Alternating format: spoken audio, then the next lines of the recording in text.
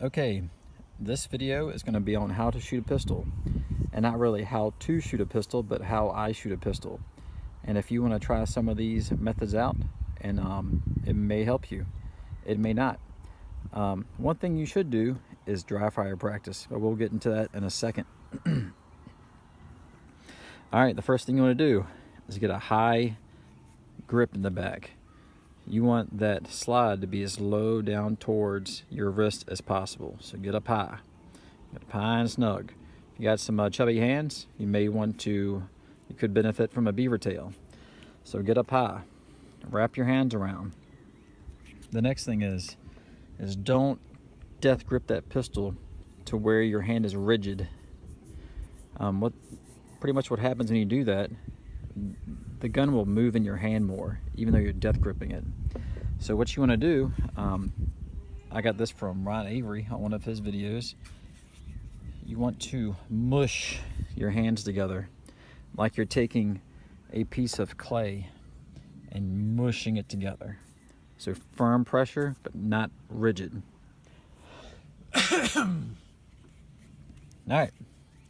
Now the way you want to apply that second hand, you're kind of like chopping up, and you want to roll in. And your goal with the support hand is to cover as much surface area as that pistol as possible, with as many contact points across this pistol as possible. So do that, and you'll probably have to roll your wrist forward, cover all that. Put your support thumb on the frame.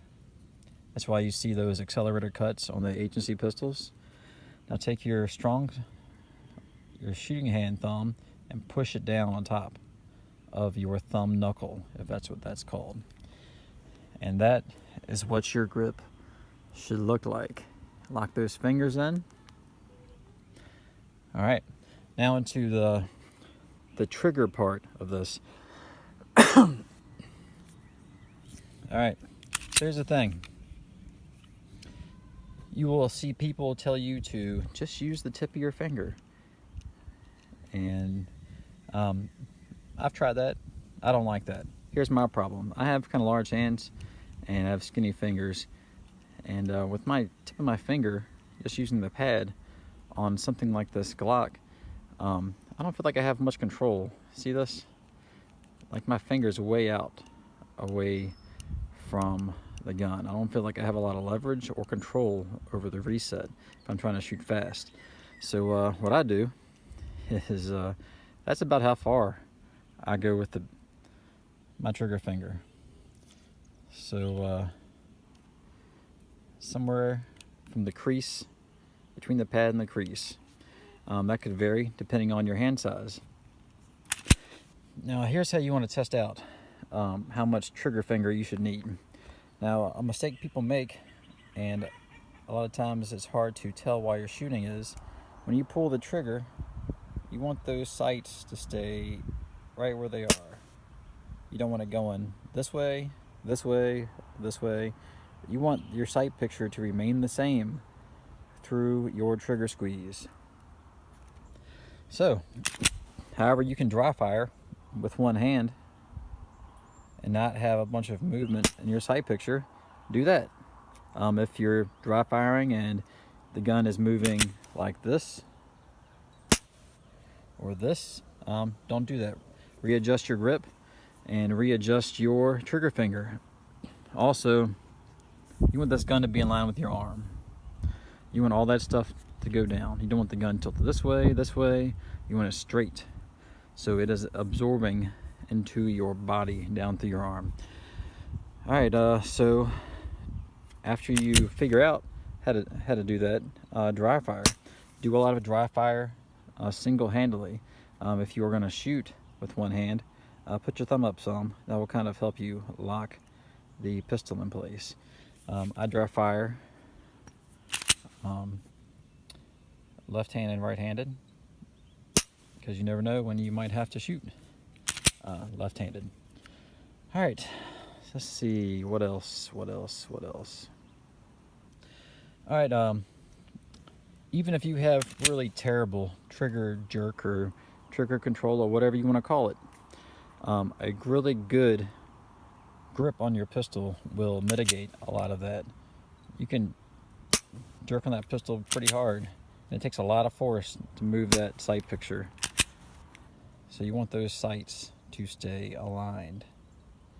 I'm not going to really get into sight alignment. Some pistols are like point of aim, point of impact with a dot, and some are the top of the sight. So, all right, main things: high grip. Wrap your hands up. Cover the pistol. You're going to get a good straight to the rear trigger pull. Now, however you can do that, you want that trigger to go straight to the rear. You don't want it going this way, that way. You want it going straight to the rear. So however you can do that, whatever the geometry of your hands are like and the length of your fingers, however that works out, do that. It doesn't have to be the tip of your finger. You can bury your finger in there as far as you want, as long as you get a good trigger squeeze. All right. On resets. Yeah, you always hear about a tactile reset. Yep, that's great. That sounds great. When you're shooting, you're probably not going to recognize that. So just let your finger out. Eventually, you will develop some muscle memory and know where that is, and probably won't even be listening for that reset.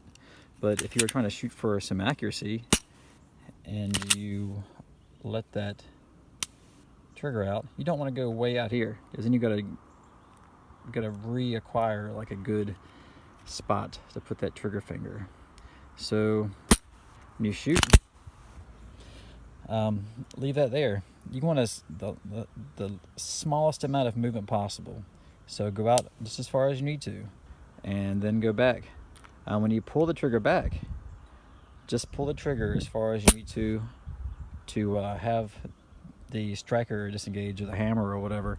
You don't want to slam your trigger finger to the rear so hard that you are causing the gun to jerk. And my Glock does not shoot low and to the left. Sometimes I cause it to, although your rear sights will not always be centered. You may have to zero your rear sights by drifting. All right, let's see, what was I gonna say? All right, so that's pretty much all I got. After you get a good grip and work on your trigger control, that's about it. You can kind of stand however you want, but what I suggest is getting into a fighting stance and putting some weight on your front foot and lean forward into the gun, like that gun's about to push back on you with like a magnet, and you're trying to keep that gun pushing forward. You want to control that recoil. You don't have to extend your arms and lock them out like a crazy, whatever, but just keep some pressure, some outward pressure, just like that gun is going to be pushing back on you and you're trying to fight it back forward. All right, that's pretty much all I got. There's a couple of things you can do to pistols to kind of make them fit you a little better. I did an undercut, and I have a little thing here to get out like a double feed. Makes it easier to rip the mag out. I have had a magazine get stuck before. Sometimes you can smack them on your leg, but sometimes you have to pull them out. So that's there. I like this Vickers slide release, slide stop, whichever you want to call it. But as far as Glock shooting low left, that's what I was talking about. A lot of that's because of this. You slam your finger to the rear with your trigger, and it pulls down to the left, so your shot group will be down and to the left. You want your trigger to just travel to the rear and not much movement. The other thing that you can do is, if your hands are so rigid and tense and you're gripping the pistol too tight, it's hard to separate all those muscles individually to make them work independent. So if one is clenched, it's going to be hard to make this one work and like fine-tune little trigger movements. So don't get all clenched up. Don't death grip it. But you do want to hold on to it. Don't hold it so light that your gun's going to go up like this, and pretty much you're going to limp wrist it and cause that gun to stovepipe or change your injection pattern. So don't limp wrist. That will cause stovepipes. All right, that's about all I got. You got to practice. Try some stuff. See if it works. Practice. Find out what works. Do as much dry firing practice as you can, or that your wife will allow you to without yelling at you. My wife does not like me doing dry fire practice in the house. All right, that's about all I got. A little quick tip on a reload while I got this in my pocket. You want to orientate your mag so you can grab them about like that. Kind of get your index finger up like this. I have that there as a reference, so I will look at it. So I turn the gun how I need to insert that magazine.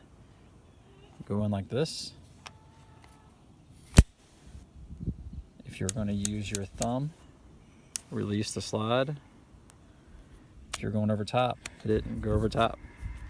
Some people do that whole deal. I don't do that, but that's all I got. Have a good day, and be safe.